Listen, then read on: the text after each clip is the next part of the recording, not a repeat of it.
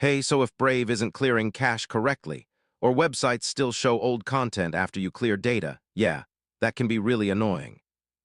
In this guide, I'll show you how to fix Brave browser cache clearing issues step by step.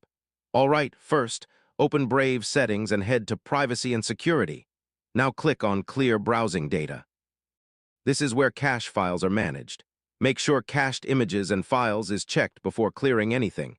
Set the time range to all time. If you only clear recent data, older cache files can still stay behind. Click Clear Data and wait until the process finishes fully before closing the window. After clearing cache, reload the website using Ctrl+Shift+R or Command+Shift+R on Mac. Some extensions can keep cached files active, so disable them temporarily and test the website again.